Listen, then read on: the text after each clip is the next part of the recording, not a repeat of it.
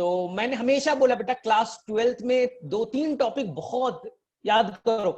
जिस दिन मैंने तुम्हारे बेटा 56 वाले तुम्हारी मैंने फर्स्ट क्लास ली थी, मैंने कुछ पढ़ा नहीं। फर्स्ट क्लास के दिन मैंने केवल ये बताया था कि बेटा 12th क्लास में कौन सा पोर्शन सबसे इंपॉर्टेंट है याद, नहीं तो बेटा मेरे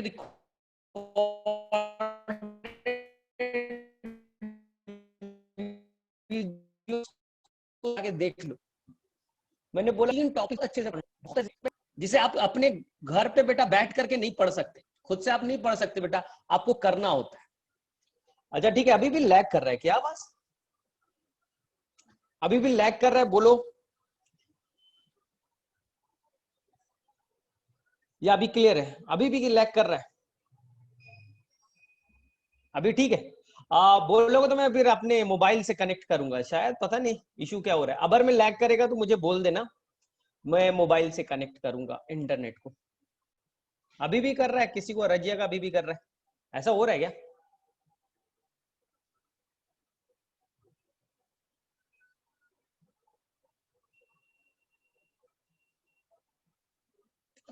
ठीक है, अभी क्लियर अगर ये बाद में, ठीक है चलो। मैंने तो फर्स्ट क्लास में क्या बोला था कि बेटा 12th में सबसे इंपॉर्टेंट बेटा आपका जेनेटिक्स वाला पोर्शन है ना। सेकंड मैंने बोला था बेटा molecular basis of inheritance, molecular basis of inheritance ये चैप्टर नंबर 6 है, और ये चैप्टर 5 है, ये चैप्टर नंबर 6 है बच्चा।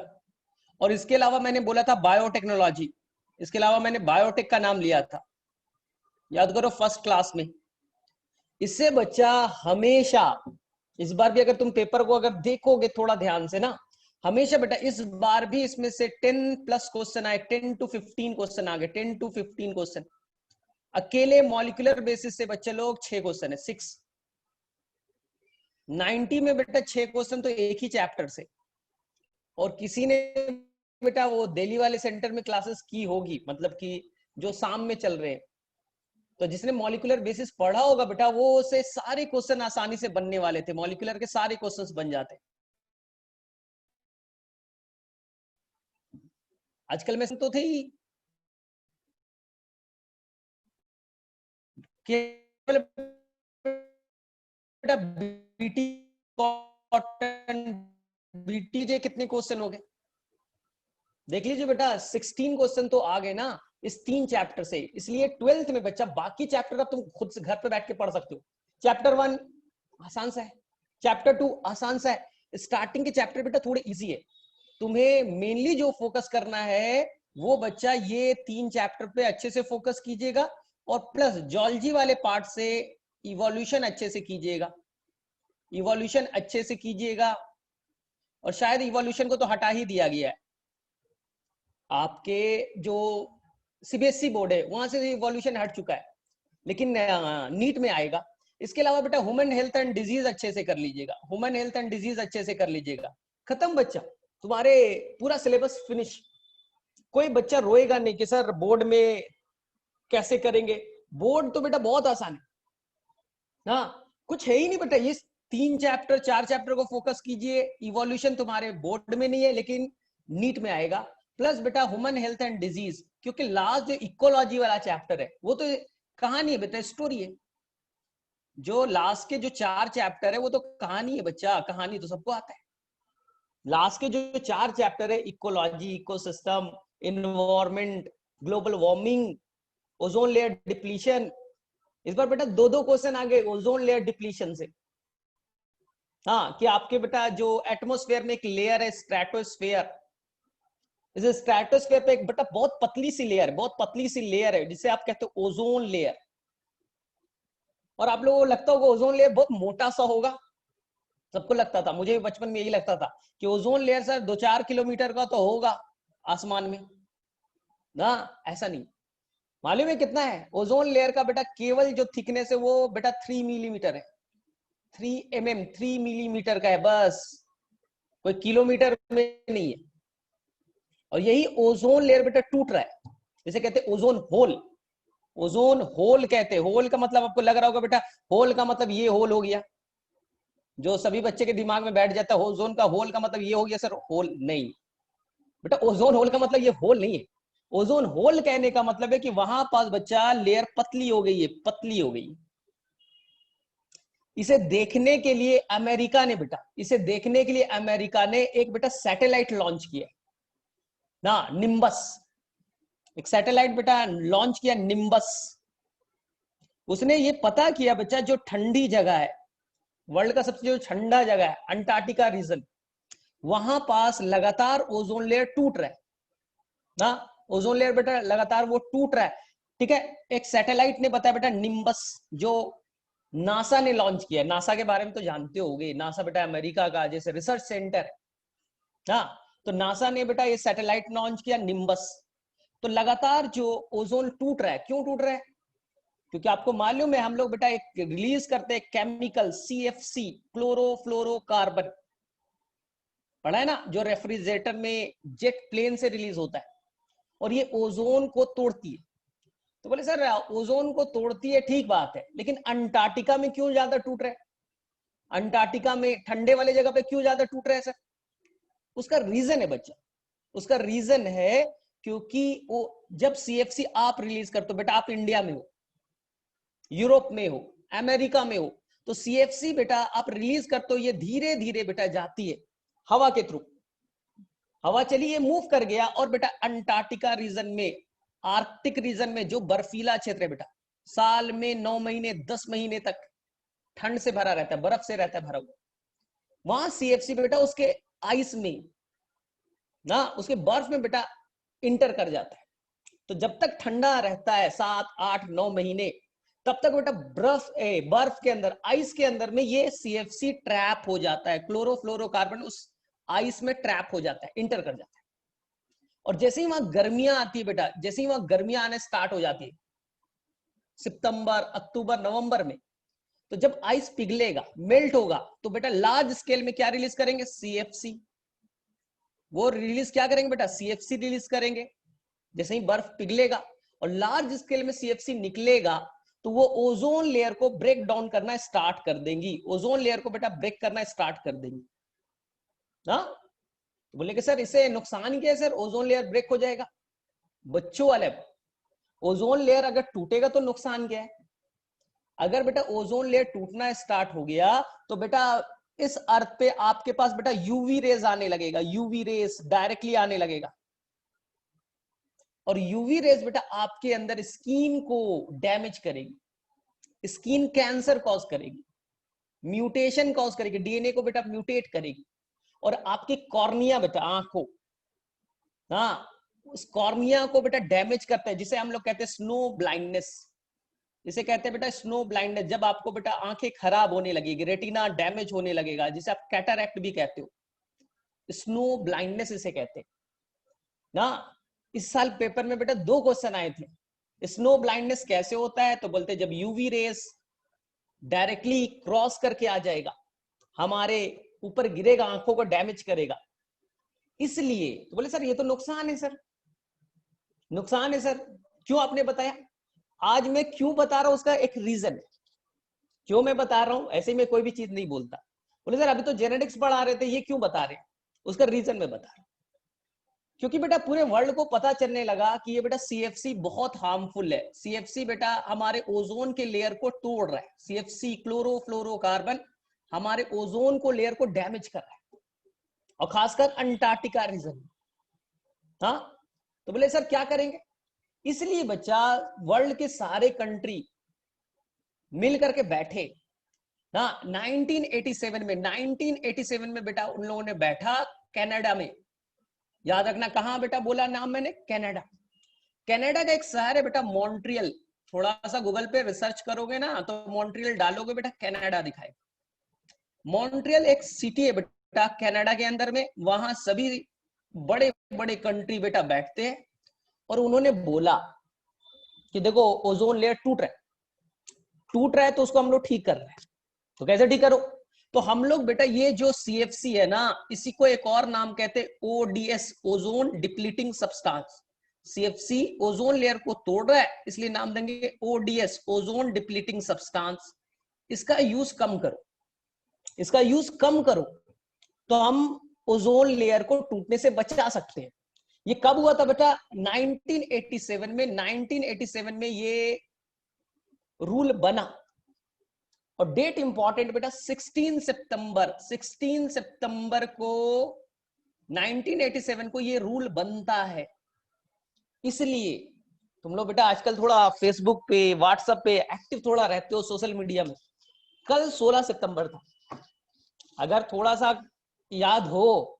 आज 17 सितंबर है, कल बेटा 16 सितंबर था। कल बेटा ओजोन डे मनाया गया। किसी बच्चे ने फॉलो किया, या बेटा अभी भी रिया चक्रवर्ती को फॉलो कर रही हो? चल गई है जेल, तो बेटा वो सब नहीं आते क्वेश्चन। कल 16 सितंबर को ओजोन डे बनाया गया। क्यों? इसी 16 सितंबर 1987 को पूरे वर्ल्ड ने डिसाइड किया सीएफसी खतरनाक गैस है, इसको कम करो। इसलिए उसे कहते बेटा ओजोन डे। उसी के ये में बनाया जाता है। कहां बनाया गया था? मॉन्ट्रियल, कनाडा में। 87 में तो बनाया गया रूल, लेकिन पूरे वर्ल्ड ने फॉलो करना स्टार्ट किया 1989 से। 1989 से इसी को कहते बेटा मॉन्ट्रियल प्रोटोकॉल। प्रोटोकॉल मतलब रूल। हर कंट्री ने रूल बनाया कि हम ओजोन लेयर को बचाना है, उसे तोड़ने से रोकना है। इसलिए मैंने आज डिस्कस किया, क्योंकि 2 साल पहले नीट में क्वेश्चन आ चुका था कि बेटा ओजोन डे कब मनाया जाता है। ओजोन डे बेटा कब मनाया जाता है? ठीक है, इसलिए हमारा आंसर होगा बेटा 16 सितंबर, जो कल था। तो अगले साल एग्जाम में आने के भरपूर चांसेस है। 16 सितंबर ओजोन डे क्यों मनाया जाता है? आई थिंक समझ। तो चलो, किसे किसे कहानी ये समझ में आई ओजोन डे के? थोड़ा बेटा हैंड रेस कीजिए, जो मैंने अभी बताया, कहानी वहानी सुना दिया ओजोन डे पे। ठीक है, तो कल मैं क्लास लेता तो कल मैं बताना था, लेकिन कल तो मेरी क्लास थी नहीं, तो आज मैंने बता दी। ठीक है, तो कुछ मैं क्वेश्चंस पूछूं इस पे? चलो, एकदम बेटा स्क्रीन पे मैं सारा आंसर लिखा हुआ है, देखते तुम्हारा कितना माइंड चलता है। मैं बस रीड करना चाहता हूं। पहला क्वेश्चन, ये ओजोन जो लेयर है बच्चा, वो एटमॉस्फेयर के किस लेयर पे मौजूद है? ऑप्शन दे रहा हूं। ओजोन जो लेयर है वो ट्रोपोस्फेयर पे, स्ट्रेटोस्फेयर पे, आइनोस्फेयर पे है, या बेटा नन ऑफ द एबव? चलिए, पहला क्वेश्चन, ये बेटा आपने ज्योग्राफी में क्लास 6 में पढ़ते थे, ये तो है ही नहीं बेटा 12th का।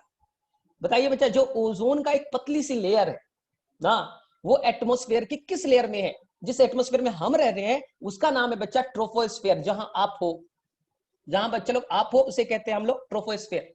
उसके ऊपर में बेटा स्ट्रेटोस्फेयर, उसके ऊपर में बेटा स्ट्रेटोस्फेयर।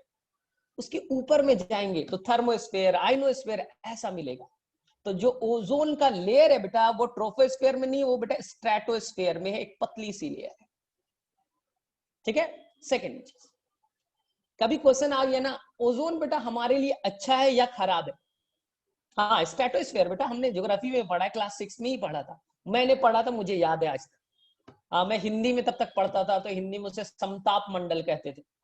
ठीक है, और जो ट्रोपोस्फेयर था उसे क्षोभ मंडल के पता नहीं क्या कहते थे। अब मैं बहुत दिन में 15 साल पहले की कहानी बता रहा हूँ। चलो ठीक है, जब क्लास 6-7 में मैं था।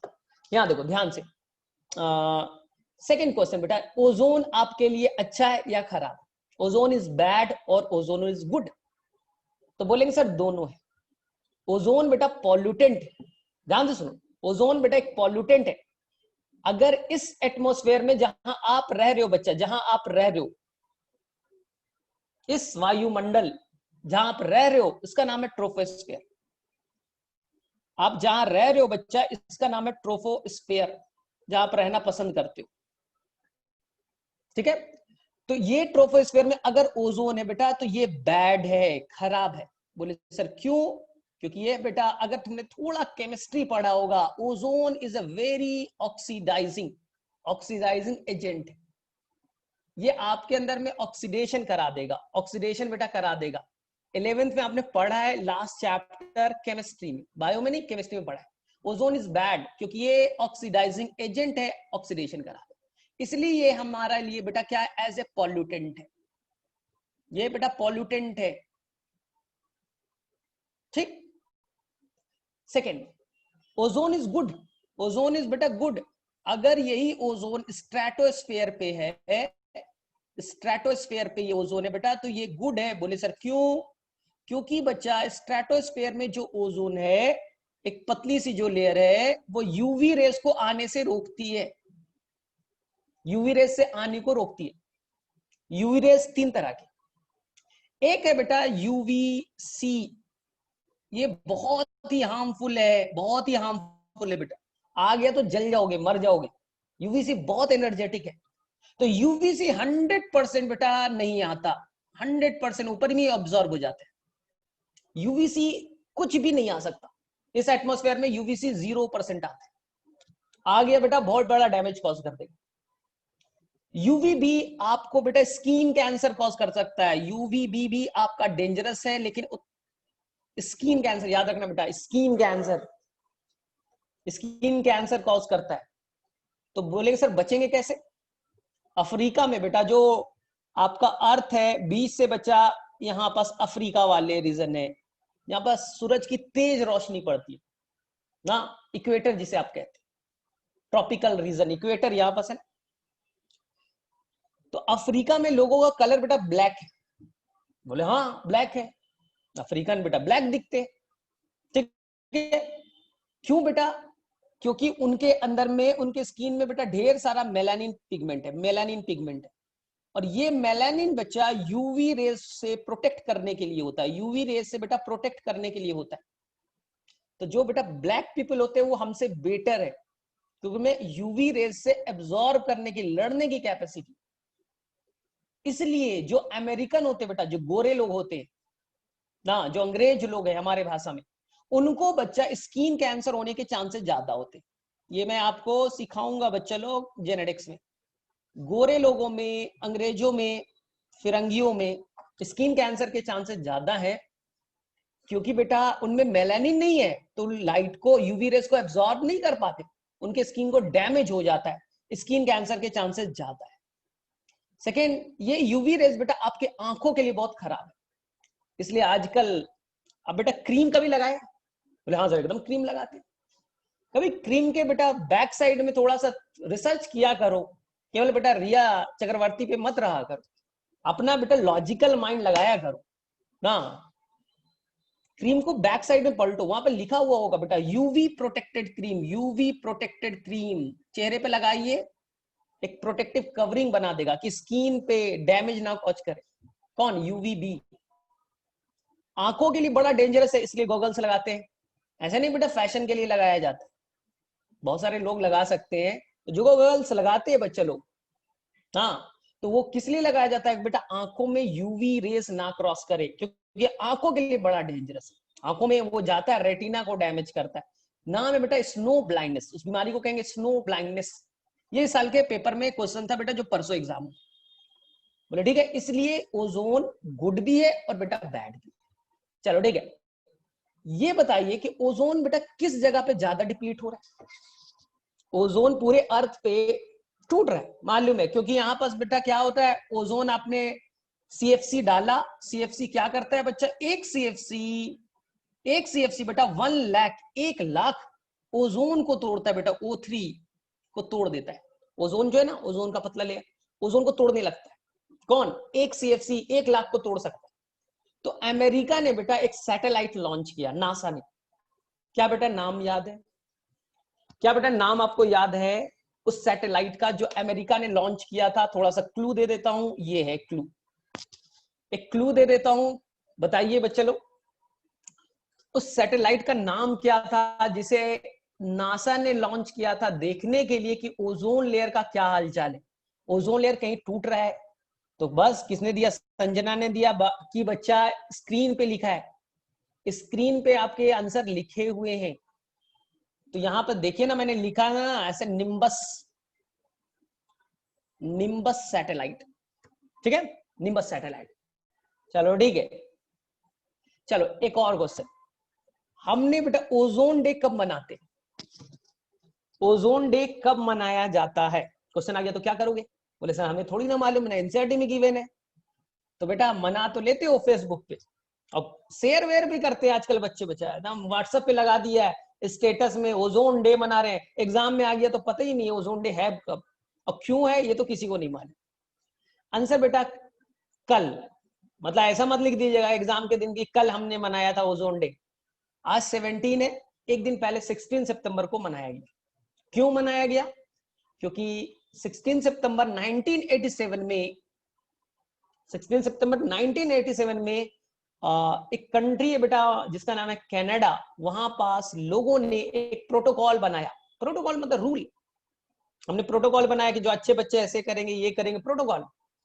तो ये प्रोटोकॉल 16 सितंबर को बना, इसलिए ओजोन डे भी 16 सितंबर को बनाया। लेकिन इफेक्टिव कब हुआ? 1989 में, याद रखना बेटा 1989 में। चलो ठीक है, तो ये आज का बच्चा थोड़ा सा एक्स्ट्रा पॉइंट था, मेरे वजह से सभी को याद हो गया होगा। और ये तुम्हें सिलेबस का, ऐसा नहीं कि बेटा सिलेबस का बाहर का चीज मैंने पढ़ा दी। चलो ठीक है, चलो अब वापस back to our genetics, back to genetics ना। चलो ठीक, देखो ध्यान से, एकदम सिंपल लैंग्वेज बच्चा। सबसे पहले आपको याद रखना है कि जो जेनेटिक्स में हम लोग पढ़ने वाले, उसमें सबसे इंपॉर्टेंट जो होंगे बच्चा, वो हम लोग पढ़ने वाले हैं मेंडल के बारे में, मेंडल के एक्सपेरिमेंट के बारे में। इतने बड़े साइंटिस्ट है जिसे हमने कह दिया बेटा फादर ऑफ जेनेटिक्स, उसके एक्सपेरिमेंट को कहेंगे, इसे कहेंगे father of genetics, father of genetics. ठीक है, कहानी मैंने पूरा बताया था बेटा, कब पैदा हुए कब मरे, पूरा मैंने कहानी बताया था। आज हम लोग उसके एक्सपेरिमेंट को पढ़ते हैं। ठीक है, मेंडल को फादर ऑफ जेनेटिक्स कहा गया बेटा, यानी कि वो अपने रिसर्च में सक्सेसफुल तो रहे, उन्हें रिसर्च में सक्सेस तो मिला। हाँ, इनिशियली लोगों ने इग्नोर कर दिया, जब उन्होंने स्टार्टिंग में रिसर्च जब करना स्टार्ट किया, ठीक है, उन्हें अपने बुक को पब्लिश किया तो लोगों ने रिजेक्ट कर दिया, लोगों ने बेटा रिजेक्ट कर दिया। लेकिन 1865 में अपने उन्होंने रिसर्च को बेटा पब्लिश किया, लेकिन उसे लोगों ने इग्नोर कर दिया, उसके कई सारे रीजन थे। लेकिन अल्टीमेटली 1900 में इस चीज को रीडिस्कवर्ड किया गया, मेंडल के सारे कारनामे को, सारे एक्सपेरिमेंट को रीडिस्कवर्ड किया लोगों ने। लोगों ने नहीं बेटा, हमने थोड़ी ना किया है। ये क्वेश्चन आएगा तो अपने मत ले लेना कि प्रगति ने किया, नीलो ने किया, लेखिका ने किया, नहीं बेटा। 1900 में 3 साइंटिस्ट ने रीडिस्कवर्ड किया, री मतलब दोबारा। क्या बेटा आप नाम बता सकते हो इस 3 साइंटिस्ट का नाम जिन्होंने मेंडल के एक्सपेरिमेंट को वापस से स्टडी करके लोगों के सामने रखा और वापस से उस बुक को पब्लिश कराया? तो इस 3 साइंटिस्ट का नाम बड़ा इंपॉर्टेंट है, आई थिंक सभी बच्चों को याद भी होना चाहिए। तो बेटा नाम बता दीजिए, थोड़ा मुझे भी लगेगा कि आप लोग पढ़ रहे हो। Rediscovery of Mendel in 1900 by 3 independent scientist. ठीक है, नाम लिखिए बच्चा, चैट में जाइए, नाम लिखिए, थोड़ा नाम लिखिए, तब तक मैं पानी पी लेता हूं। स्पेलिंग मिस्टेक चलेगा, स्पेलिंग मिस्टेक चलेगा, अभी कोई टेंशन नहीं बेटा, लेकिन नाम याद रखना चाहिए ना। Hugo de Vries, Carl Correns and Tschermak. बोले ठीक है। अब देखो ध्यान से, अब सिंपल बेटा, मेंडल ने सक्सेसफुल हुए, उसका रीजन क्या था? What is the reason? Mendel को आज फादर ऑफ जेनेटिक्स तो कहते हो ना, तो बेटा क्यों मेंडल, मेंडल से पहले भी तो कोई साइंटिस्ट काम वाम किया होगा जेनेटिक्स के ऊपर, उनको क्यों नहीं सफलता मिला? ऐसा थोड़ी ना कि बेटा पहली बार दुनिया में मेंडल ही पैदा हुआ था जो एक्सपेरिमेंट करता था, इससे पहले बहुत सारे साइंटिस्ट आए ना। ये तो 1800 बेटा, 1700 1600 में भी तो साइंटिस्ट आया होगा ना। देखो ना बेटा, 1665 में आपके सेल डिस्कवर्ड हो चुका था, सेल वेल तो बहुत पहले डिस्कवर्ड हो चुके हैं। ठीक है, तो बेटा ये मेंडल में ऐसा क्या था कि मेंडल को बेटा सक्सेस मिल गया? हाँ, स्टार्टिंग में लोगों ने नहीं समझा, बाद में तो समझ गए ना। उसका मेन रीजन था बच्चा, मेन रीजन था कि मेंडल ने जो अपना एक्सपेरिमेंटल मटेरियल लिया वो मटर चूना, पी प्लांट। मेंडल के सक्सेस का मेन रीजन था बेटा पी प्लांट, मटर का प्लांट। और दूसरा रीजन जिसे मैं मेन मानता हूं, जिसे मैं मेन मानता हूं, वो तुम्हारे लाइफ के लिए बड़ा इंपॉर्टेंट है। वो तुम्हारे लाइफ के लिए इंपॉर्टेंट है बेटा, मेंडल से सीखिए कुछ चीजें। बोले सर क्या? मेंडल ढेर सारे एक्सपेरिमेंट करते थे, मेंडल बेटा ढेर सारे एक्सपेरिमेंट करते थे, लेकिन एट ए टाइम, एक टाइम में बेटा या तो एक ही चीज पे वो फोकस रहते थे। ध्यान से सुनना, तुम्हें पढ़ने के लिए बेटा फिजिक्स भी है, केमिस्ट्री भी है, बायो भी है। 12th के फिजिक्स, 12th के केमिस्ट्री, 12th के बायो, 11th भी आपको पढ़ना है क्योंकि नीट क्वालिफाई, आपको डॉक्टर बनना है। तो बहुत सारे बच्चे को मैं देखता हूं कि सुबह में बेटा क्या पढ़ रहे हैं, तो एटॉमिक स्ट्रक्चर पढ़ रहे हैं, शाम में केमिकल इक्विलिब्रियम पढ़ रहे हैं, और बेटा दोपहर में क्या पढ़ रहे हो आप? इनऑर्गेनिक पढ़ रहे हैं। गलत। मेंडल ने बेटा ढेर सारे एक्सपेरिमेंट किए, पूरा बेटा 300 बुक का 300 पेज का बुक लिखा। मेंडल हड़बड़ाते नहीं थे, एट ए टाइम, एक टाइम में 2-3 महीने जो कर रहे, एक ही चीज पे फोकस रहते। मैं बताऊंगा कि मेंडल ने जो एक्सपेरिमेंट किया टॉल को डॉट से किया, तो बस बेटा उसी पे फोकस है, दूसरे पे फोकस नहीं है, कलर वाले पे फोकस नहीं है। मेंडल एट ए टाइम एक ही चीज पे फोकस किया करते थे, इसलिए उनको माना जाता था बेटा, फुल कंसंट्रेशन उनको मिलता था, आसानी से काम पे फोकस करते थे। तो आपके लाइफ में भी यही सलाह है, अगर आप प्लांट फिजियोलॉजी पढ़ रहे तो आराम से बेटा पढ़िए, 15 दिन 10 दिन प्लांट फिजियोलॉजी पे फोकस कीजिए। एनिमल फिजियोलॉजी पढ़ रहे तो फिर प्लांट फिजियोलॉजी को इग्नोर कीजिए, एनिमल फिजियोलॉजी पे फोकस कीजिए। तो मेंडल से आप सीख सकते थे बेटा, जो काम करते थे, ठीक है, वो फोकस रहते थे अपने वर्क पे, एक काम एट ए टाइम, हटाओ अब दूसरा काम करेंगे, फिर तीसरा काम करेंगे। तीसरा मेंडल का एक और रीजन, मेंडल को बेटा मैथ्स का बहुत अच्छा नॉलेज था। मैंने पहले भी बोला था, मेंडल का जो अप्रोच था वो मैथमेटिकल था, स्टैट्स का बहुत अच्छा नॉलेज रखते थे। हाँ, हम लोग बेटा करते ना तो गड़बड़ करते थे। मैं बता रहा हूं, अभी जो 2020 में जो पेपर हुआ बच्चा, उसमें एक और मैं ज्ञान दे देता हूं तुम्हें। हाँ, एक और तुम जितने भी बच्चा, मेरे जितने स्टूडेंट क्वालिफाई किए, जिन्होंने बेटा अच्छा मार्क्स किए, 600 650 किए, जो क्वालिफाई कर रहे हैं, या तुम्हें कभी मौका मिले उनसे बात करने का, तो एक चीज बेटा कॉमन दिखता है ना, they are very good in mathematics. हाँ बेटा, आप नीट के पेपर की बात कर रहे हो, अब बात कर रहे हो किसी मेडिकल के पेपर की, डॉक्टर बनने की, but they are very good in mathematics. उन्होंने क्लास 11th और 12th में मैथ्स या तो लिया होगा, तो बहुत अच्छी बात, मैथ्स अगर लिया होगा बेटा तो ऑटोमेटिकली उनके न्यूमेरिकल अप्रोच फिजिक्स में अच्छे हो गए होंगे। और बेटा physical chemistry it is also the numerical, तो वहां उन्हें बेनिफिट मिल जाता है। अगर आपने शायद मैथ्स नहीं लिया तो फिर भी आपको मैथमेटिकल अप्रोच तो आना चाहिए बेटा, आपने नहीं पढ़ा मैथ, फिर इंटीग्रेशन, डिफरेंशिएशन, स्टैट्स के नॉलेज, ये सब आने चाहिए, तभी बेटा आप फिजिक्स में अच्छे मार्क्स ले पाओगे। और फिजिक्स में अच्छे मार्क्स आएगा बेटा तभी आप नीट क्वालिफाई करोगे। ये तो सभी बच्चे बोलते, बायो तो सब बना लेते। इसलिए मेंडल के भी सक्सेस का एक मेन रीजन था, they are very good in the stats and the mathematics.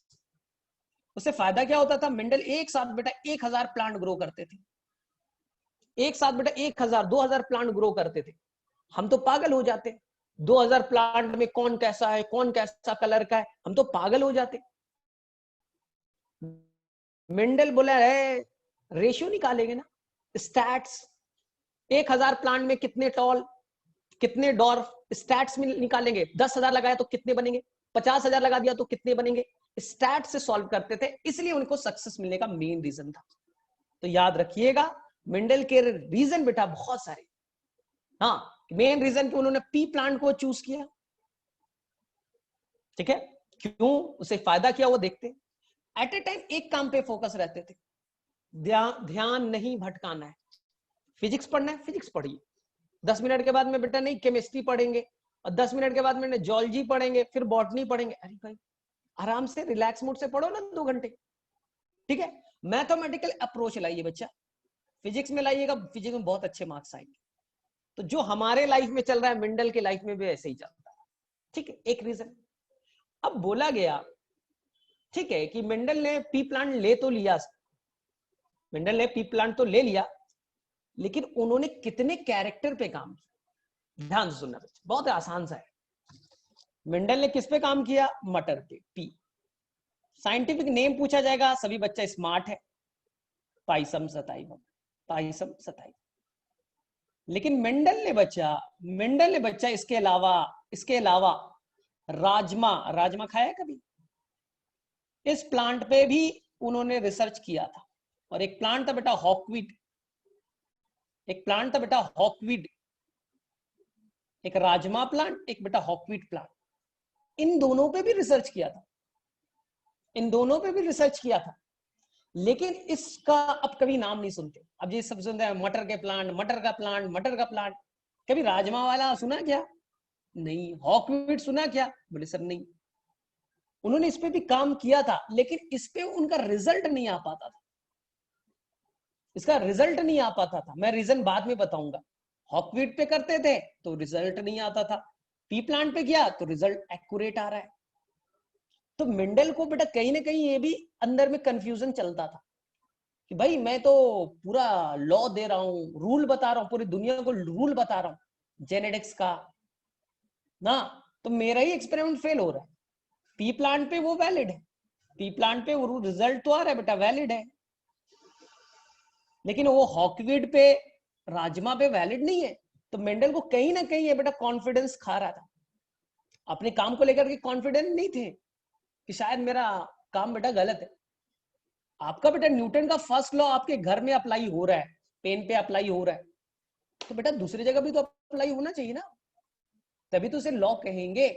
तो मेंडल का बेटा यहाँ लॉ अप्लाई होता ही नहीं था, एक्सपेरिमेंट गलत आता था, तो मेंडल को बड़ा कंफ्यूजन था।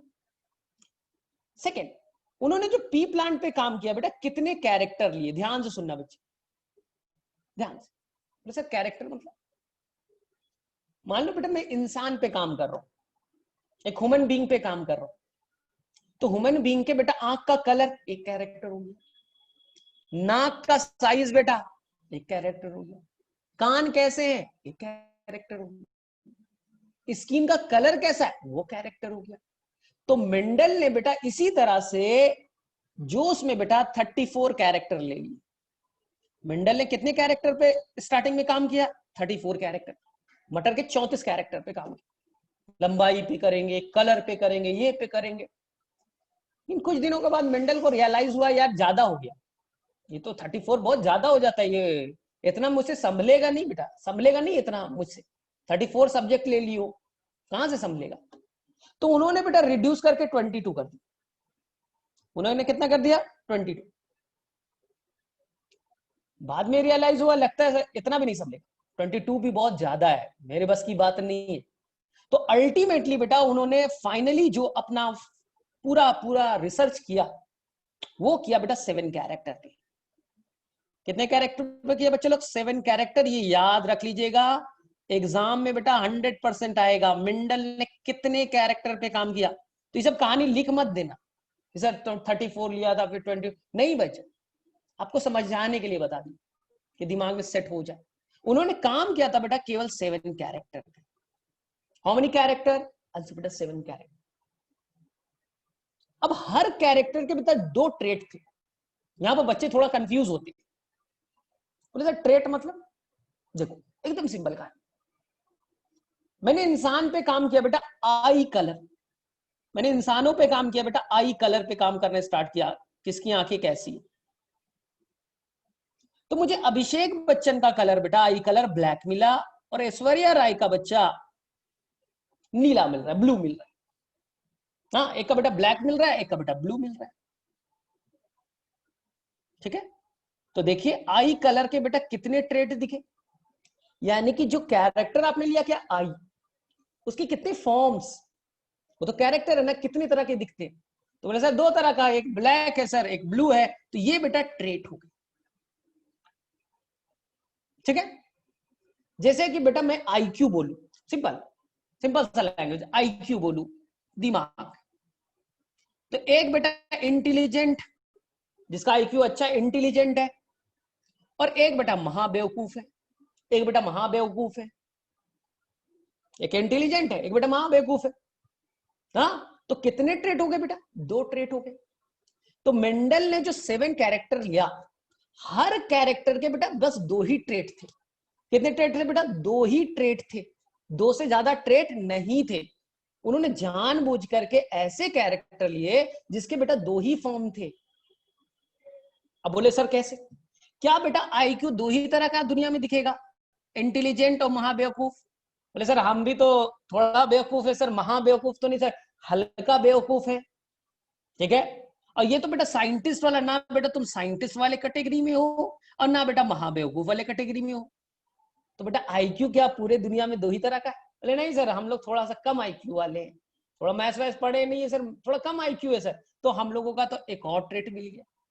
तो बेटा आईक्यू 2 ही है क्या? 100 ऑफ आईक्यू वाले लोग होंगे, 100 ऑफ आईक्यू, तो कितने ट्रेट हो गए बेटा? 100 ट्रेट। आंखों का कलर मैंने बोल तो दिया ब्लू और ब्लैक, क्या बेटा 2 ही होते? नहीं बेटा उससे ज्यादा होते।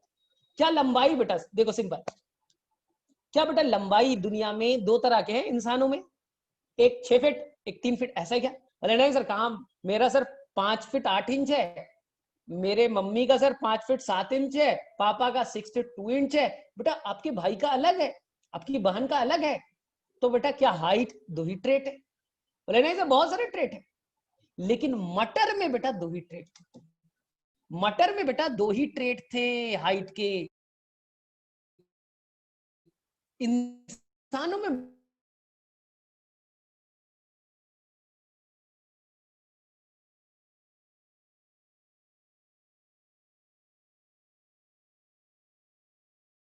सर एकदम ब्लैक और एक एकदम व्हाइट सर, हम लोग कहां गए फिर? ठीक है,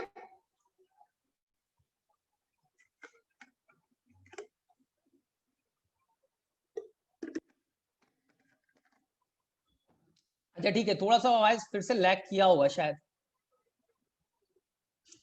ठीक है, थोड़ा सा आवाज लैग किया होगा, तो मुझे पता चल जाता है कहां पर आवाज लैग हो रहा है, तो मैं थोड़ा सा रुक जाता हूं।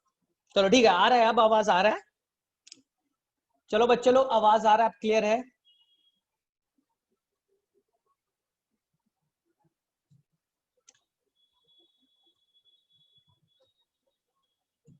अब क्लियर है आवाज?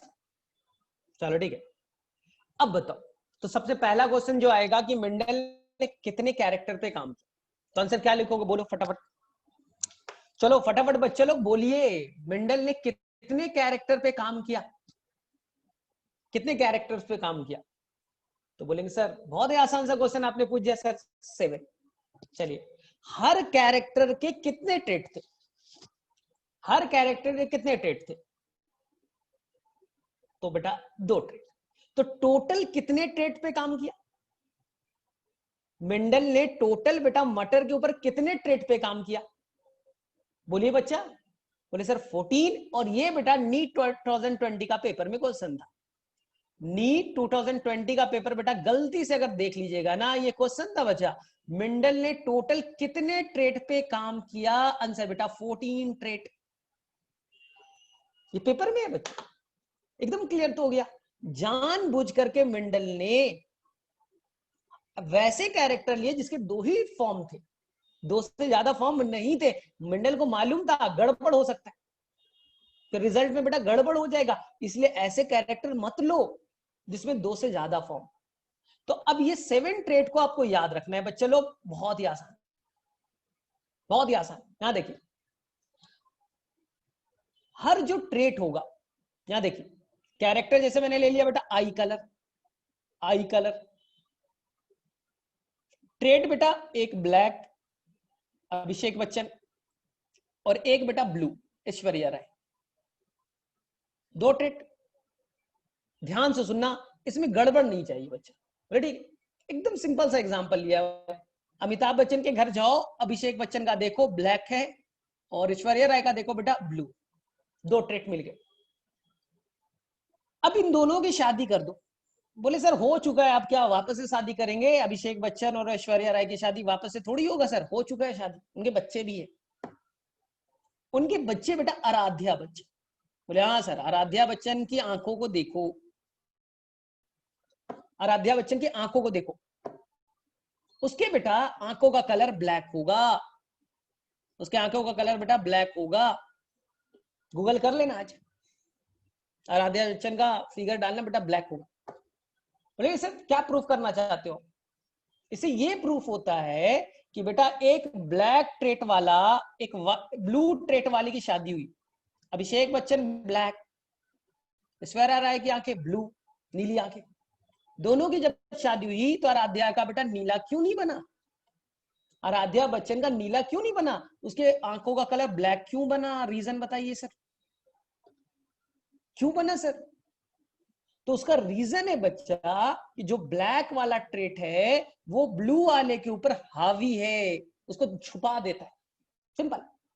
ब्लैक वाला जो ट्रेट है वो ब्लू वाले को दबा दिया, छुपा दिया है, इसलिए ब्लैक को कहेंगे आज से बेटा डोमिनेंट ट्रेट, डोमिनेंट है।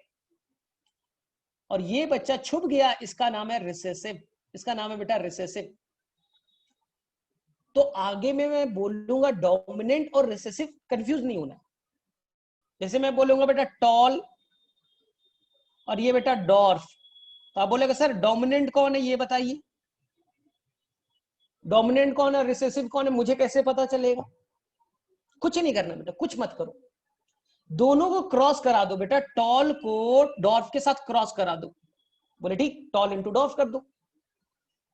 अब इनके बच्चे जो बनेंगे बेटा, अगर इनके बच्चे टॉल बने, इनके बच्चे क्या बने बेटा? टॉल बने, यानी कि टॉल वाला ट्रेट डोमिनेंट है, क्योंकि डॉर्फ को छुपाने की कैपेसिटी रखता है। डॉर्फ वाला भी आ रहा है, उसको छुपा दिया, तो टॉल बेटा कहलाएगा डोमिनेंट ट्रेट, और डॉर्फ बेटा छुप गया, उसके सामने छुप गया, तो ये कहलाएगा बेटा रिसेसिव ट्रेट, ये कहलाएगा बेटा रिसेसिव ट्रेट। हाँ, तो डोमिनेंट किसे कहते हैं? आप नहीं कहते हो बहुत डोमिनेटिंग नेचर की मैडम है सर, हम कुछ भी बोलते हैं तो मेरी बात मानती ही नहीं है, बोलते हो ना कि फिजिक्स वाली मैडम बहुत खड़ूस है, डोमिनेटिंग नेचर की है, मैं कुछ बोलते हूँ सुनती ही नहीं है। तुम्हारे सामने बेटा, मैडम के सामने तुम्हारी औकात नहीं, तुम रिसेसिव हो। लेकिन यही तुम अपने घर पे गए, छोटे भाई को दिया बेटा 2 थप्पड़, छोटा भाई डर से कुछ नहीं बोल रहा है, तो तुम बेटा डोमिनेंट हो गए, छोटा भाई बेटा कुछ नहीं बोल रहा है, वो रिसेसिव हो। तो जो ट्रेट एक्सप्रेस करेगा उसे कहेंगे डोमिनेंट ट्रेट, और जो बेटा छुप गया क्रॉस करने के बाद उसे कहेंगे रिसेसिव ट्रेट। तो कभी गड़बड़ नहीं करना कि मेंडल ने जो 7 कैरेक्टर लिया, सभी के बेटा 2-2 ट्रेट थे, कौन डोमिनेंट कौन रिसेसिव कंफ्यूज नहीं होना है। तो मैंने एक ट्रिक दे रहा हूं बच्चे, चलो मैं एक ट्रिक दे रहा हूं और हमेशा आप याद कर लीजिएगा, कभी भी लाइफ में गड़बड़ नहीं कीजिएगा, कभी भी लाइफ में गड़बड़ नहीं करना। मेंडल के 7 कैरेक्टर कौन? तो आप बेटा एकदम यहां पास एक मेरा ट्रिक लिख लीजिए बच्चा लोग, ट्रिक लीजिए, टायर गीका, टायर गीका। कभी लाइफ में कंफ्यूज मत होइए, होगी बेटा 7 ट्रेट, 14 ट्रेट, 7 कैरेक्टर, सब खत्म, सब कुछ हो गया अगर टायर गीका क्लियर है। बोले सर ये क्या है टायर गीका, पहले एक्सप्लेन कीजिए। टी का मतलब हो गया बेटा टॉल, वाई का मतलब हो गया बेटा येलो, आर का मतलब हो गया बेटा राउंड, जी का मतलब हो गया बेटा ग्रीन, आई का मतलब हो गया बेटा इनफ्लैटेड, एक्सप्लेन करूंगा टेंशन मत लो। सी का मतलब बेटा कलर्ड, कलरफुल है, कलर्ड। और ए का मतलब बेटा एक्सियल, ए का मतलब बेटा एक्सियल। तो बोले सर ये टायर की का है, ये तो समझ में आ रहा है, टॉल येलो, ठीक। ध्यान से बच्चा, मेंडल ने जो 7 कैरेक्टर लिए, अब याद करो, एक लाइन में सभी बच्चे को याद होना चाहिए 7 कैरेक्टर कौन कौन से थे। ठीक है, जो पहला कैरेक्टर है बेटा टॉल वाला, वो हाइट को लेकर के था, पहला कैरेक्टर है बेटा हाइट को लेकर के है, ये हाइट को लेकर के हो गया बेटा, हाइट। सेकंड बेटा जो 2 कैरेक्टर थे, ध्यान से देखिए, सेकंड जो 2 कैरेक्टर है वो बेटा मटर के कलर, मटर का दाना होता है ना, सीड, सीड का बेटा कलर है, ये सीड का कलर है, सीड का कलर है, और ये बेटा सीड का शेप है, यानी कि मटर के ऊपर में जो उसका दाना है, सीड है, उसके ऊपर में उन्होंने दो कैरेक्टर लिए, एक सीड का कलर और एक सीड का शेप। बोले ठीक सर। अब बच्चा, अब पॉड बेटा जिसके अंदर मटर रहता है, जिसके अंदर मटर रहता है बेटा, ये पॉड है और ये मटर का दाना है, ये बेटा मटर का दाना है। तो मटर का दाना तो हो गया, सीड का कलर, सीड का शेप तो हो गया। अब पॉड पे आते बेटा, ये पॉड, ये ग्रीन वाला, तो ये पॉड का कलर हो गया बेटा, पॉड का कलर, पॉड का कलर, और ये हो गया बेटा पॉड का शेप, पॉड का शेप। बच्चा बोलेगा इन्फ्लेटेड क्या है, टेंशन मत लो, अभी बता रहा हूं। एंड लास्ट टू बेटा, लास्ट टू, ये बेटा फ्लावर का कलर है। ये क्या है बच्चे लोग, फ्लावर कलर, फ्लावर का कलर। यानी लास्ट के दो कैरेक्टर थे फ्लावर के ऊपर में, फ्लावर का कलर और एक था बेटा फ्लावर का पोजीशन, फ्लावर का पोजीशन। वापस से लिख दूंगा, टेंशन मत लेना। तो अगर सिंपल भाषा में बोला जाए, तुम्हें नहीं याद है बेटा, नहीं याद है एग्जाम में 7 कैरेक्टर कौन कौन से? टायर घी का तो याद रखोगे, बोले हाँ सर इतना तो याद रहेगा टायर घी का। पहला वाला कैरेक्टर बेटा हाइट पे है, सेकंड दो कैरेक्टर बेटा सीड के कलर और सीड का शेप है, फिर दो कैरेक्टर पॉड का कलर और पॉड का शेप है, फिर फ्लावर का कलर और फ्लावर का बेटा पोजीशन है, फ्लावर का कलर और फ्लावर का पोजीशन है। तो 7 कैरेक्टर तो याद हो गए, 7 कैरेक्टर तो बेटा याद हो गए। हाइट दो बेटा, सीड के ऊपर कलर और शेप, फिर पॉड का कलर, पॉड का शेप। अब जो उसमें बेटा फ्लावर का कलर के साथ फ्लावर का शेप मत कर दीजिएगा, फ्लावर का कलर और फ्लावर का पोजीशन है। तो seed colour, seed shape, pod colour, pod shape, flower colour, flower का पोजीशन, और एक बेटा हाइट। 7 कैरेक्टर याद। बोले कैरेक्टर तो याद हो गए सर, 7 कैरेक्टर आपने बोला था, ये तो मैं अब थोड़ा सा लॉजिक तो बन गया सर, याद तो हो जाएगा। लेकिन सर आपने बोला था हर कैरेक्टर के 2 ट्रेट है, वो ट्रेट कहाँ है बेटा? ये जो मैंने टायर घी का लिखा है ना, यही तो बेटा डोमिनेंट ट्रेट है। जो टायर घी का है बेटा, वो ट्रेट मैंने लिखा था कोड वर्ड, डोमिनेंट वाले थे। तो बोले सर इसका रिसेसिव भी तो होता होगा, कॉन्ट्रास्ट उसका उल्टा, एकदम होता है। तो इधर मैं अब नीले कलर से लिख रहा हूं बेटा, उसका रिसेसिव ट्रेट हाइट, डोमिनेंट कौन है बेटा? टॉल, तो डॉर्फ है उसका रिसेसिव ट्रेट। प्लांट लंबा है तो डोमिनेंट, डोमिनेंट ट्रेट। प्लांट छोटा है, रिसेसिव ट्रेट। हाइट पे बात किया ना, तो character is the height, character is the height. अब सीड के कलर पे बात करो, तो जो बेटा येलो है वो डोमिनेंट, उसका कॉन्ट्रास्ट उसका उल्टा, रिसेसिव वाला ग्रीन, येलो का ग्रीन। राउंड है सीड बेटा, राउंड है, तो बेटा ये टेढ़ा कुबड़ा, कभी देखा होगा मटर में। तो ये हो गया बेटा रिंकल्ड, रिंकल्ड। बोले ठीक।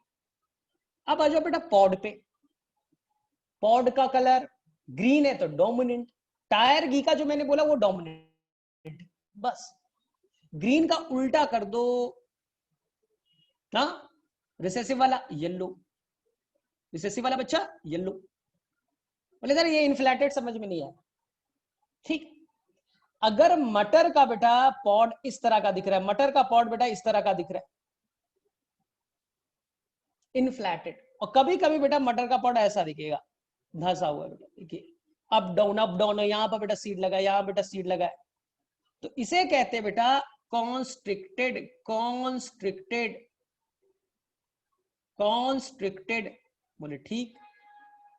अब फ्लावर के कलर पे आ जाओ। बोले सर आपने गलत बता दी। बोले एकदम गलत बताया, जब हम एनसीईआरटी पढ़ते सर कलर तो है ही नहीं कुछ।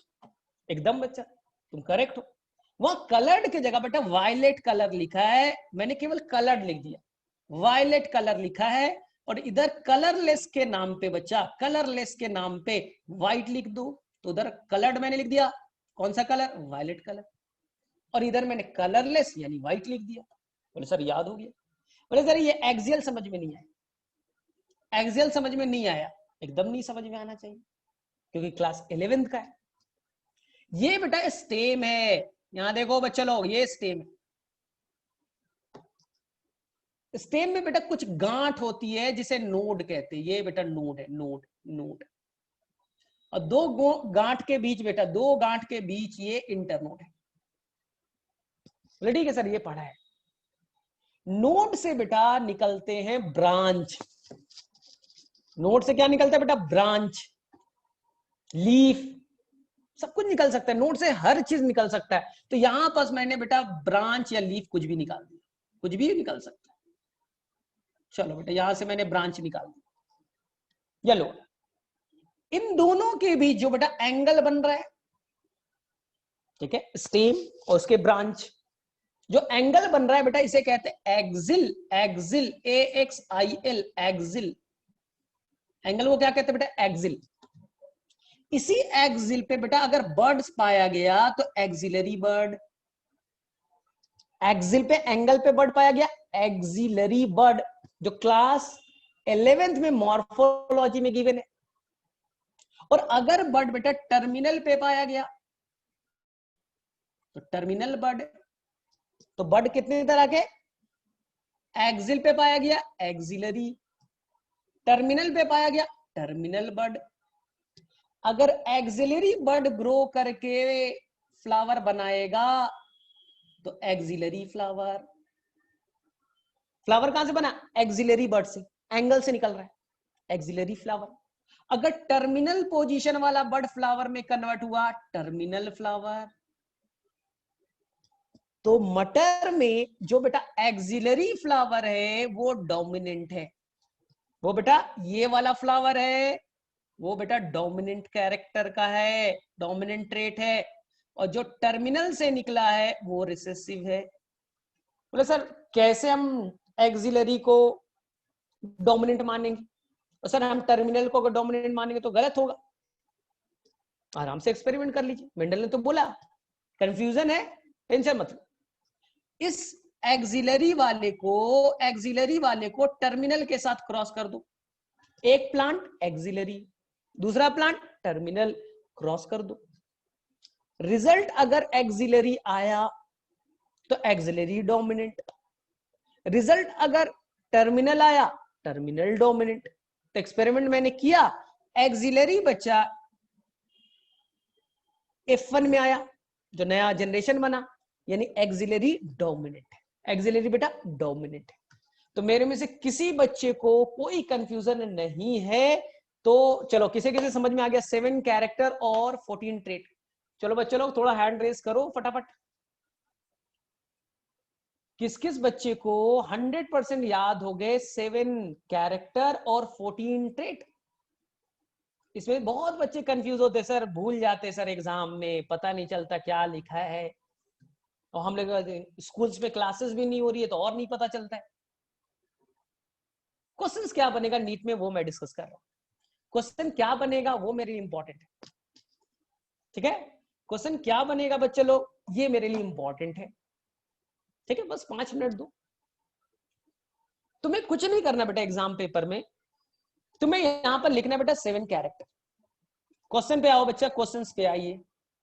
7 कैरेक्टर एग्जाम पेपर में आएगा, 7 कैरेक्टर लिखिए। आप बोले ठीक है, लो लिख दिया 7 कैरेक्टर, ठीक। और 7 हर कैरेक्टर के बेटा 2 ट्रेट, एक बेटा डोमिनेंट ट्रेट और एक बच्चा रिसेसिव ट्रेट। ये लिख दीजिए बेटा रिसेसिव, और ये लिख दीजिए बच्चा डोमिनेंट, ये लिख दीजिए बेटा डोमिनेंट, ठीक। हर कैरेक्टर के बेटा 2 ट्रेट। जैसे मैंने एकदम सिंपल बोला था बेटा, आपका आंख का कलर देखिए ना, ऐश्वर्या राय और अभिषेक बच्चन अलग अलग। तो आंख कैरेक्टर की कितने forms, the forms of character is called trait. उस कैरेक्टर के कितने फॉर्म्स है ना, वैरायटी है, तो उसी को हम लोग कहते हैं ट्रेट। यहां देखिए, तो एग्जाम पेपर में क्या लिख करके आना है? डोमिनेंट ट्रेट टायर गीका, बस। टायर गीका, मेरे में से सभी बच्चों को याद है। क्वेश्चन नीट में क्या आएगा ये इंपॉर्टेंट है। क्वेश्चन बेटा नीट में क्या आएगा ये इंपॉर्टेंट है। यहां देखिए, तो सबसे पहले बेटा आपको क्या याद करना है डोमिनेंट ट्रेट में।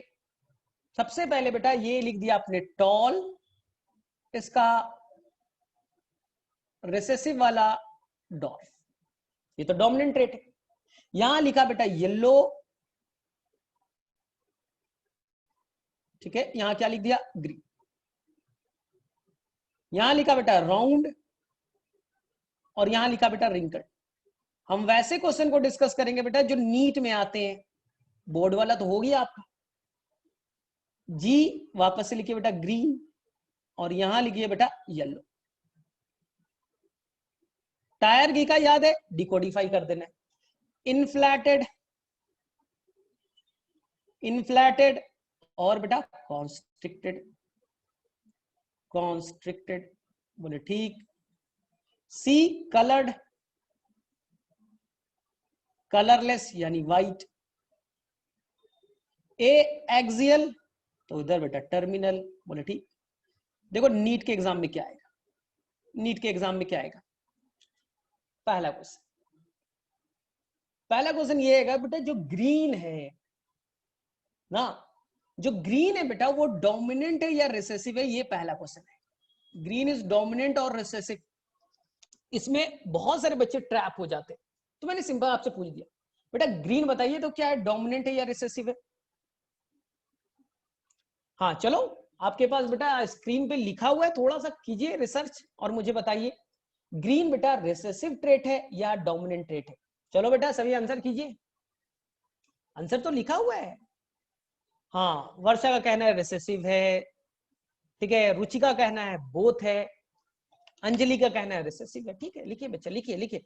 अरे जब तक गलत नहीं करोगे तो सीखोगे कैसे, ऐसा थोड़ी ना बेटा अपने आप सीख जाओगे, गलती करना चाहिए, तभी तो तुम्हें लाइफ टाइम के लिए याद रहेगा, तभी तो बेटा लाइफ टाइम के लिए तुम्हें याद रहेगा। तो कभी डरना नहीं चाहिए, बोलो फुल फ्रीडम है बेटा, बोलो ग्रीन क्या है, डोमिनेंट है या रिसेसिव। ध्यान से देखिए, ग्रीन को देखिए बेटा, ग्रीन रिसेसिव में भी है और ग्रीन बेटा देखिए डोमिनेंट साइड में। मैंने केवल पूछा था ग्रीन कैसा है, मैंने केवल पूछा था बेटा ग्रीन ट्रेट कैसा है, तो बोले सर ग्रीन तो रिसेसिव भी है और ग्रीन सर डोमिनेंट भी। लेकिन अब क्वेश्चन में पूछ रहा हूं ग्रीन बेटा पॉड के कलर के लिए, दोनों क्या है, ये तो बेटा पॉड के कलर और शेप के लिए, ग्रीन पॉड के कलर के लिए बेटा डोमिनेंट है और सीड के कलर के लिए वो बेटा रिसेसिव है। ये आंसर करेक्ट होगा। सीड के कलर के लिए देख लिए, सीड का कलर के लिए ये बेटा रिसेसिव है। तो ग्रीन है दो जगह, एक जगह ग्रीन है रिसेसिव किसके लिए, तो बोले सर वो सीड के कलर अगर कैरेक्टर लोगे ना तो ग्रीन रिसेसिव, और पॉड का कलर लोगे सर तो ग्रीन डोमिनेंट। इसी तरह से अगर मैंने क्वेश्चन पूछा बेटा येलो कैसा ट्रेट है, येलो बेटा देखिए डोमिनेंट है, डोमिनेंट में है, और येलो देखिए बच्चा रिसेसिव में है, तो इसमें कंफ्यूज हो जाते बच्चे। वापस से सेम कहानी, येलो डोमिनेंट में भी है और येलो रिसेसिव में भी है। बोले रुको सर अब तो मैं समझ गई, पॉड के कलर के लिए लेंगे सर, पॉड के कलर के लिए लेंगे तो रिसेसिव, और सीड के कलर के लिए लेंगे तो डोमिनेंट, सीड के कलर के लिए लेंगे तो डोमिनेंट। ऐसे याद रखो, मेरे से याद हो जाएगा हमेशा के लिए। मटर तुम जो खाते हो बच्चा, मटर जो तुम खाते हो, जो मटर आप खाते हैं बेटा, अगर वो आपको येलो दिखे, मटर जो आप खाते हो येलो दिखे बेटा वो डोमिनेंट है, वो बेटा क्या है डोमिनेंट। मटर का दाना येलो है, सीड का कलर येलो है, डोमिनेंट। ग्रीन है तो रिसेसिव, ग्रीन है तो क्या होगा बेटा, ग्रीन है तो रिसेसिव। इसका जस्ट उल्टा कर दो, इसका जस्ट उल्टा कर दो पॉड के लिए। मटर का दाना केवल याद रखना, वो येलो है तो डोमिनेंट है, और मटर के पॉड के लिए उसका उल्टा, अगर ग्रीन है तो डोमिनेंट, येलो है तो रिसेसिव। देख लो येलो बेटा आपको याद रखना है, येलो सीड के कलर के लिए डोमिनेंट है, तो येलो बेटा पॉड के लिए रिसेसिव है। ग्रीन सीड के कलर के लिए ग्रीन है, सीड के कलर के लिए ग्रीन रिसेसिव है, तो पॉड के लिए वो डोमिनेंट है। तो ये बेटा हमेशा क्वेश्चन पूछा जाता है, बच्चे कंफ्यूज करके आते हैं, बच्चे बेटा कंफ्यूज हो जाते हैं। ठीक है, तो कभी भी कोई बच्चा कंफ्यूज नहीं होगा। तो चलो किसे किसे क्लियर हो गया ये वाला डोमिनेंट और रिसेसिव वाले में कभी कंफ्यूज नहीं होना है। चलो फटाफट थोड़ा सा हैंड रेस करो बच्चा लोग। हाँ, तो प्रगति ठीक है कि आपको ये बताना किसके लिए आपने पूछा है वो इंपॉर्टेंट है। तो डोमिनेंट भी है और रिसेसिव भी है, लेकिन किस रिस्पेक्ट में आप पूछ रहे हो वो इंपॉर्टेंट। जैसे मैं पूछूं बेटा ब्लैक कलर क्या है, जैसे मैं पूछूं बेटा ब्लैक कलर क्या है, तो सर मुझे क्या मालूम। सर आंखों के कलर के लिए पूछ रहे हो, बाल के कलर के लिए पूछ रहे हो, किसके लिए पूछ रहे हो, किसके लिए पूछ रहे हो, ये इंपॉर्टेंट है ना। चलो ठीक है, जैसे मैंने बोला बेटा कल क्या क्वेश्चन बना लिया था सारे एमसीक्यू। बोले सर किसका एमसीक्यू, फिजिक्स का पूछा, केमिस्ट्री पूछा, बायो पूछा, किसका पूछा। अगर आप बोलोगे बायो का एमसीक्यू बनाया तब तो आंसर, मैंने फिजिक्स का बनाया था मैं बोल दूंगा बनाया था। मैंने पूछा कि बच्चा लोग एमसीक्यू बना लिया, बोले हाँ सर बना लिया। मैंने फिजिक्स का बनाया था, आपने पूछा क्या फिजिक्स का। इसलिए इंपॉर्टेंट बेटा देखना किसके रिस्पेक्ट में पूछा गया है वो इंपॉर्टेंट। चलो ठीक है, तो मेरे से सभी बच्चों को क्लियर है, कोई भी टेंशन नहीं है। अब देखो मेंडल ने बच्चा लोग अब किया 3 एक्सपेरिमेंट, ध्यान से फिर लीव कर देते हैं बस ओनली द 5 मिनट्स, और आज की क्लास हम लोग फिनिश करेंगे, कुछ पढ़ाएंगे नहीं, केवल बेटा तुम्हें थोड़ा सा ओवरव्यू देकर के छोड़ दे रहे। मेंडल ने बेटा 3 एक्सपेरिमेंट किए, एक का नाम है मोनोहाइब्रिड, नाम से क्लियर है मोनोहाइब्रिड, दूसरा डाइहाइब्रिड, तीसरा ट्राइहाइब्रिड। अपने जोश में बेटा टेट्रा वेट्रा मत कर दीजिएगा, टेट्रा वेट्रा मेंडल ने किया कोशिश, कोई फायदा नहीं हुआ, कोई रिजल्ट नहीं आया, यूनिक नहीं आया, छोड़ दिया। ऐसा मेंडल साइंटिस्ट था तो पेंटा हेक्सा कुछ भी करते जा रहे अपने मन से ना। यहां देखिए सर मोनोहाइब्रिड क्या, मोनोहाइब्रिड में बस बेटा आपको एक कैरेक्टर लेना है, बस बेटा एक कैरेक्टर आपको लेना है और कुछ नहीं करना है। कोई एक कैरेक्टर आप उठा लीजिए मेंडल का, कोई एक कैरेक्टर ले लीजिए बच्चा, 7 कैरेक्टर में कोई एक कैरेक्टर ले लीजिए, कोई एक कैरेक्टर लेना है एट ए टाइम, बस हो गया मोनोहाइब्रिड। बस एक कैरेक्टर पे काम करना है। सर मैं हाइट पे करना चाहता हूं, कर बच्चा, उसका कलर क्या है शेप क्या है बेटा भूल जाओ, केवल हाइट पे चाहना है, हाँ हो गया मोनोहाइब्रिड। उसमें अब कलर क्या बन रहा है, ब्लू बन रहा है, नीला बन रहा है, बेटा भूल जाओ, हमें केवल हाइट पे फोकस करना है ना, तो मोनोहाइब्रिड। बोले सर एक साथ 2 चीज ले लेंगे, तो सर हाइट भी ले लेंगे और कलर भी ले लेंगे तो मजा आ जाएगा, तो बेटा डाइहाइब्रिड हो गया। एक साथ 2 कैरेक्टर पे काम करना चाहते हो, यानी ऐसा मटर का प्लांट लेना है जिसमें बच्चा लोग क्या करना है, 2 कैरेक्टर पे स्टडी करना है, डाइहाइब्रिड। तीसरा नाम में क्लियर है, एक साथ 3 कैरेक्टर पे स्टडी करोगे, ट्राइहाइब्रिड, ट्राइहाइब्रिड। ठीक, बोले सर करेंगे एक्सपेरिमेंट कैसे, ध्यान से सर करेंगे एक्सपेरिमेंट कैसे, तो देखिए ध्यान से, और यहां पर क्लास फिनिश हो जाएगा, बस 2 मिनट ध्यान से सुनना। सर ये मोनोहाइब्रिड कैसे करेंगे सर, एकदम आसान। सबसे पहला रूल सिलेक्शन ऑफ पेरेंट, सबसे पहले बेटा पेरेंट को सेलेक्ट कीजिए, rule number 1, rule number 1 parent को सेलेक्ट कीजिए। बोले मतलब एक बेटा आपको हाइब्रिड करना, यानी 2 डिफरेंट प्लांट को जोड़ना है, तो सबसे पहले बेटा एक आप मान लो हाइट पे काम करना चाहते हो, तो बेटा आपको 2 पहले पेरेंट लेना पड़ेगा, एक बेटा डोमिनेंट पेरेंट लेना पड़ेगा टॉल, और एक बच्चा आपको लेना पड़ेगा रिसेसिव पेरेंट लेना पड़ेगा। तो सिलेक्शन ऑफ पेरेंट, एक बेटा डॉर्फ पेरेंट लेना पड़ेगा। तो सबसे पहले आप पेरेंट सेलेक्ट कीजिए, 2 प्लांट, सिंपल बेटा 2 प्लांट ले लीजिए। एक प्योर टॉल होना चाहिए, प्योर लाइन कहने का मतलब बेटा वो टॉल कैपिटल टी वाला होना चाहिए, और डॉर्फ स्मॉल टी वाला होना चाहिए। कैपिटल टी स्मॉल टी वाला टॉल नहीं चलेगा, हाइब्रिड वाला टॉल बेटा इम्प्योर वाले नहीं चलेंगे, प्योर वाला टॉल ही चाहिए। रूल नंबर 1, 2 प्लांट लेते आइए, ठीक है, और वो बेटा एक डोमिनेंट ट्रेट एक रिसेसिव ट्रेट, 2 पेरेंट हो, एक टॉल एक डॉर्फ। प्योर वाले होने चाहिए। इन दोनों को क्रॉस कराइए, बनेगा बेटा F1 जनरेशन। क्या बनेगा? F1 generation. ठीक, F1 में जो बन गया बेटा, टॉल बना, डॉर बना, जो भी बना है, मान लो टॉल बन गया, F1 को बेटा आपस में क्रॉस करा दीजिए। F1 को बेटा आपस में क्रॉस करा दिए, इसे कहते हैं सेल्फिंग।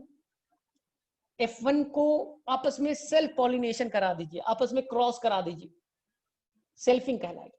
इससे बनेगा बेटा F2 जनरेशन, इससे बनेगा बेटा F2 जनरेशन। हो गया एक्सपेरिमेंट कंप्लीट, F2 जनरेशन तैयार। टॉल बना, डॉर बना, वो तुम्हारी मर्जी। आपको बस 3 स्टेप करना है। पेरेंट लीजिए, मोनो हाइब्रिड कर रहे, एक कैरेक्टर केवल लेना है, हाइट लेना है, तो बेटा एक हाइट का डोमिनेंट ट्रेट, एक रिसेसिव ट्रेट, दोनों को क्रॉस F1, F1 को आपस में क्रॉस, F2 जनरेशन बन जाएगा। आपको बस बेटा यही 3 स्टेप में एक्सपेरिमेंट करने। लेकिन प्रॉब्लम है सर ये टॉल को डॉर्फ से मैं कैसे कर सकता हूं सर? टॉल कहां, डॉर्फ कहां, कैसे क्रॉस करेंगे सर? यही तो बेटा हाइब्रिड है। तुमने एक टॉल प्लांट बेटा 6 फीट वाला टॉल प्लांट ले लिया और बेटा 2 फीट वाले डॉर्फ प्लांट ले लिए, तभी तो मैंने हाइब्रिड बोला। एक दूसरा प्लांट को दूसरे प्लांट से क्रॉस कर रहे हो, तो दो अलग अलग प्लांट को क्रॉस कर रहे हो बच्चा लोग, इसीलिए तो हाइब्रिड नाम दिया है।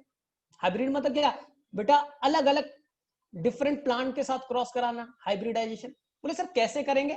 इतना आसान नहीं था बच्चा, बस एक लाइन और सुन लो, एक लाइन और सुन लो जो क्वेश्चन आता है। मान लो बच्चे ये टॉल प्लांट है, 6 फीट का टॉल प्लांट है, ये फ्लावर है, ध्यान से सुनना। और ये बेटा डॉर्फ प्लांट है, 2 फीट का, मान ले डॉर्फ प्लांट है बेटा, छोटू सा। दोनों में सर क्रॉस कैसे पॉसिबल है? सर दोनों में क्रॉस कैसे करा देंगे? ध्यान से सुनना। आपको सबसे पहला स्टेप, जो पी प्लांट है बेटा, मटर का प्लांट होता है, वो बाइसेक्सुअल है बच्चा, बाइसेक्सुअल है। उसके अंदर में मेल पार्ट यानी कि स्टेमेन भी होगा और उसके अंदर बेटा फीमेल पार्ट गाइनोशियम भी होगा।